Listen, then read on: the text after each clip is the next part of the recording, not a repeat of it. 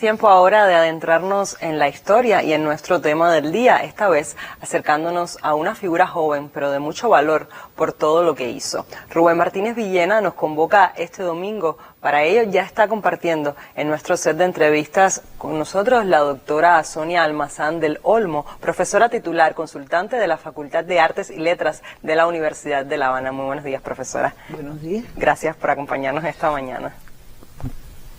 Nosotros empezamos preguntándole qué pudiese contarnos acerca de la infancia de Rubén Martínez Villena, qué destacar sobre su formación. La infancia de Rubén Martínez Villena fue una infancia de un niño feliz. Su padre y su madre, Dolores de Villena, era una mujer de una gran sensibilidad, una mujer que daba mucho amor, que se preocupaba mucho por los demás. Y el padre era algo más recto, pero era un hombre que tenía una voluntad también de servir, era maestro, una voluntad de servir y de alcanzar metas muy importante.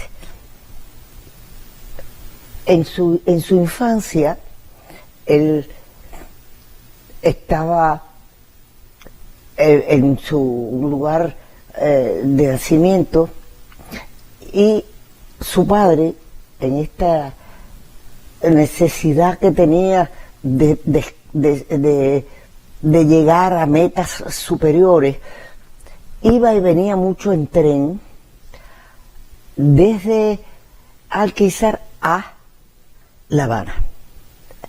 Y en una de esas paradas se monta un anciano enjuto, pero con un porte y una dignidad muy grande, que ya había tenido con el padre de Villena conversaciones en el trayecto, y ese día él viajaba con su esposa y con Rubén, que tenía 3 años. Cuando este anciano sube, se sienta, había asientos enfrentados, ¿no? Se sienta en uno de los asientos frente, se dirige al padre y le dice: cuida mucho a este niño, que tiene una mirada muy inteligente. Y después, él primero lo cargó y lo puso sobre sus rodillas. Le dice esto al padre, y después, ya mirando al niño, le dice: tú vas a tener luz plena de mediodía. Ese anciano era el generalísimo Máximo Gómez. Y así lo bautizó entonces y predestinó como su camino, el camino de Rubén Luz Martínez. plena de mediodía. Así es. ¿A qué edad inició Rubén Martínez Villena precisamente su bregar en el mundo de las letras, y cuánto valor tiene su obra poética? Bueno, Rubén hizo una entrada en el mundo de las letras como un perfecto adolescente. Estaba en el Instituto de La Habana, tenía 16 años, tercer año de bachillerato, y él tenía algo que inclusive en sus poemas se da una y otra vez. Y eso de escalar, de subir, de rendir montaña, pero tenía un anhelo que no encontraba surco. Y una noche se puso a escribir y escribir y escribir, y se pasó prácticamente toda la madrugada escribiendo. Y ya cuando iba a amanecer, él abrió la ventana y echó todas esas cuartillas al aire.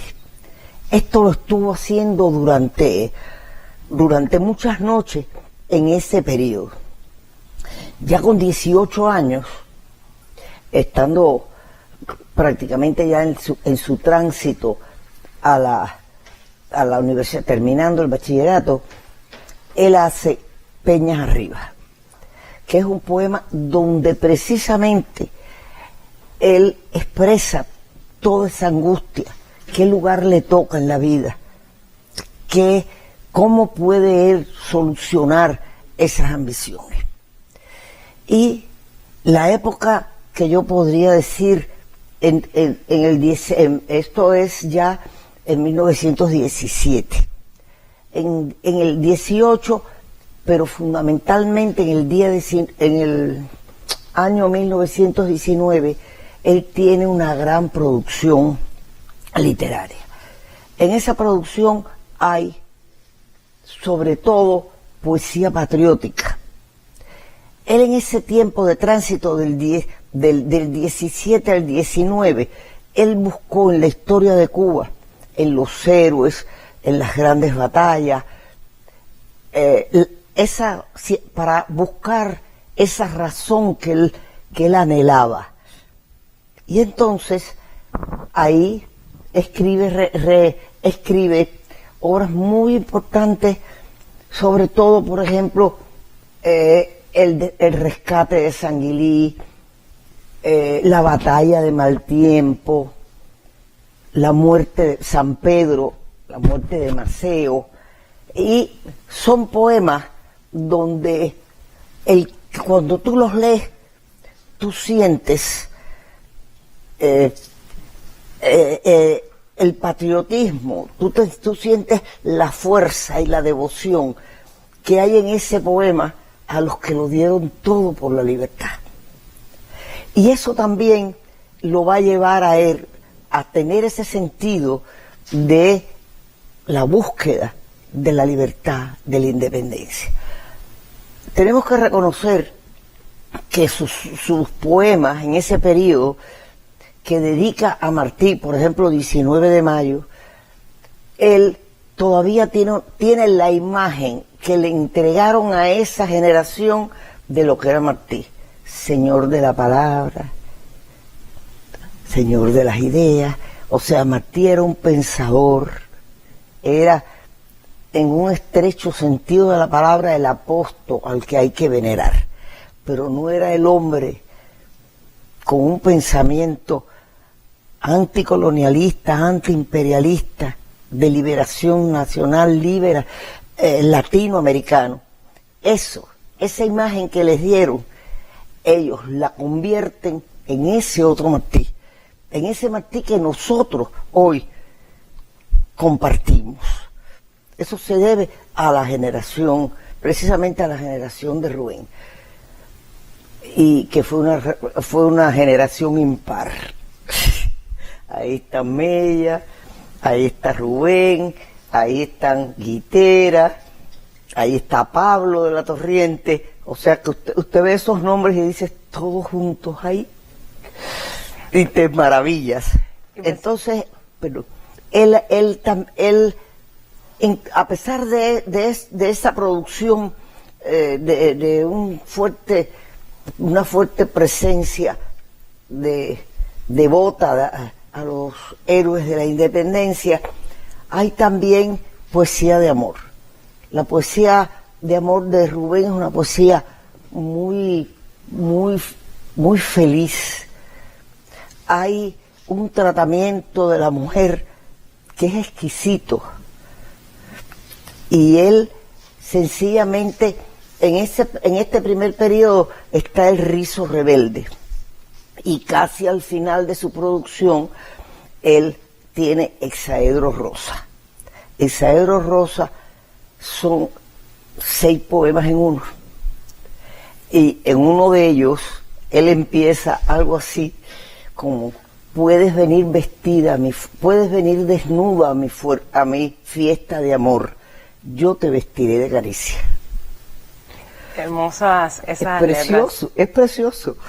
Es precioso. Y en paralelo a esa obra literaria de Rubén Martínez Villena estudió Derecho, también fue abogado. Por esa razón laboró en el bufete de Fernando Ortiz. Por tanto, profesora, ¿en qué medida esa oportunidad le permitió a Villena establecer estrechos vínculos con intelectuales comprometidos de la época al estar en ese lugar trabajando? Bueno, trabajar con don Fernando Ortiz es un privilegio, pero también es un privilegio tener dos asistentes como Pablo de la Torriente Brand y Rubén Martínez Villena. Ese privilegio lo tuvo don Fernando Ortiz y ellos tuvieron el privilegio de Fernando Ortiz.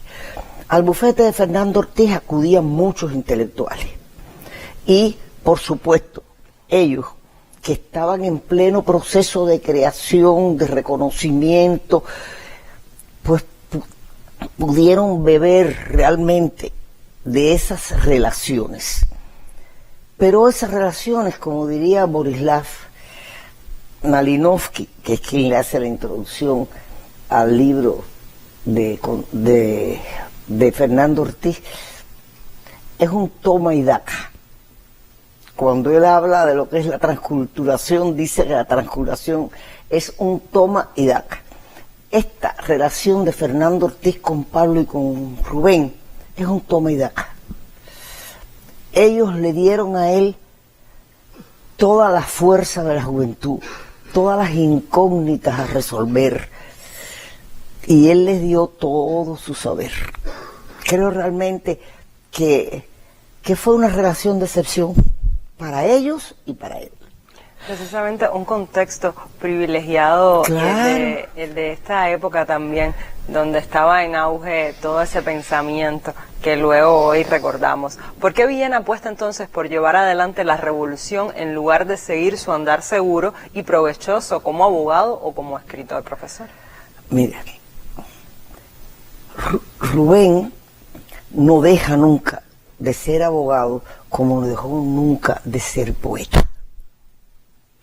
Él se muere siendo abogado y se muere siendo poeta. Él no tiene un bufete, no trabaja en un bufete, pero él se da de una manera muy especial a la clase obrera. Él fue el abogado de Mella cuando Mella estaba en huelga de hambre y Machado se negaba a proporcionarle su salida. Y es cuando él le dice a Machado, hazlo con garra. Hay una anécdota interesante y te pediría hacer un paréntesis. Por supuesto. Porque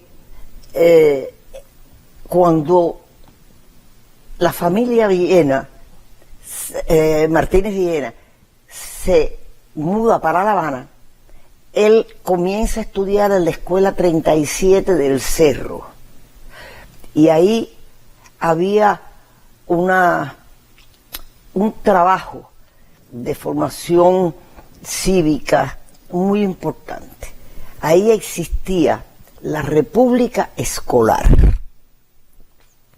En esa República Escolar los niños votaban por el presidente y por todos los cargos públicos que existían en la República.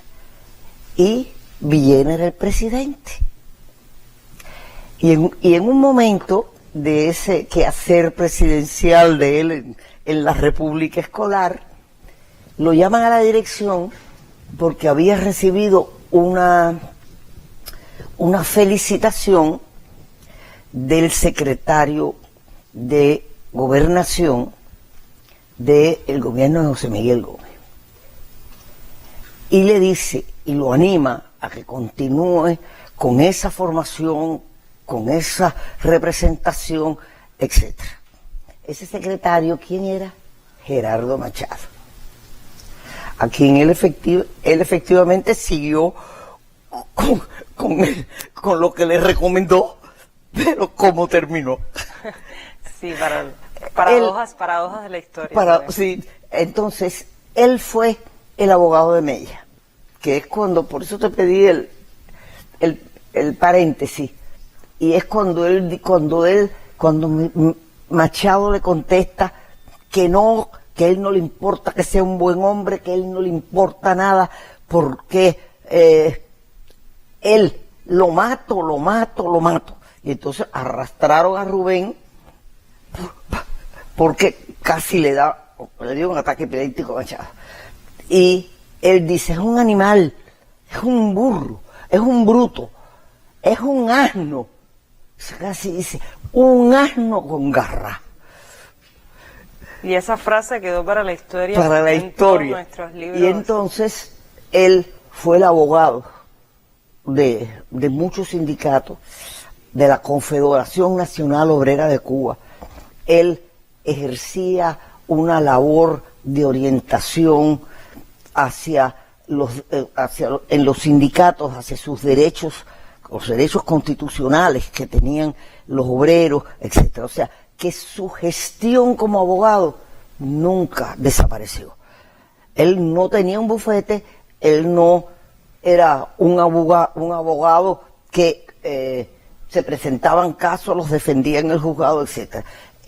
Su labor como abogado estuvo fundamentalmente enfocada en los derechos obreros y en la defensa de los obreros, y como asesor de la Confederación Nacional Obrera de Cuba, que era la más fuerte representación sindical del país.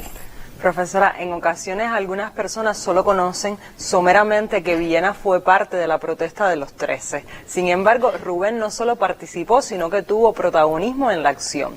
¿Qué decir en este sentido y cuál es la importancia de ese hecho histórico? Bueno, no tuvo participación. Rubén fue, como donde quiera que estaba, el líder de la acción.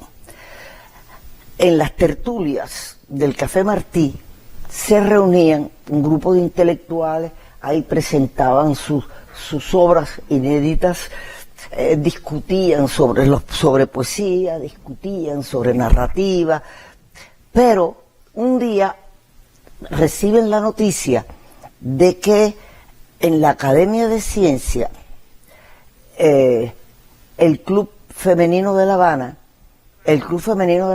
iba a rendir homenaje a una poetisa uruguaya, Luisi, de apellido.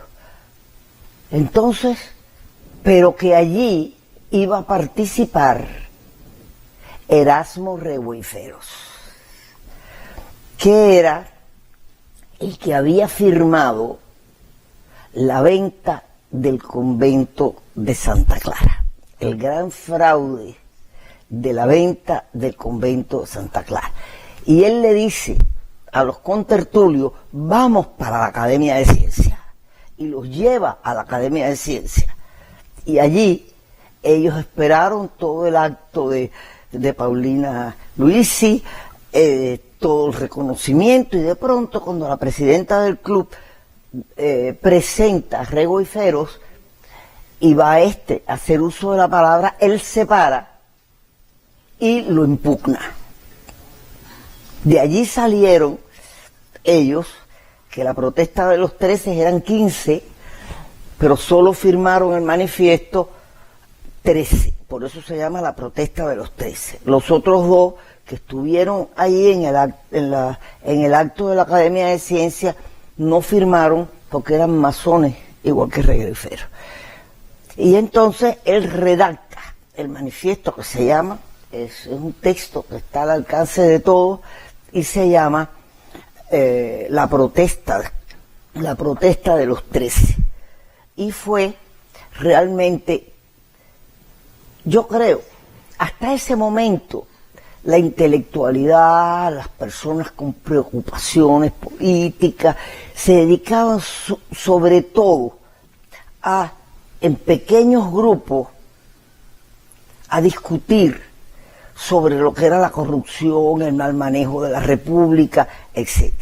Ese fue el momento en que se hace público, y por eso yo creo que es la gran importancia que tiene, se hace público ese pensamiento, y se hace público en la figura de Rubén.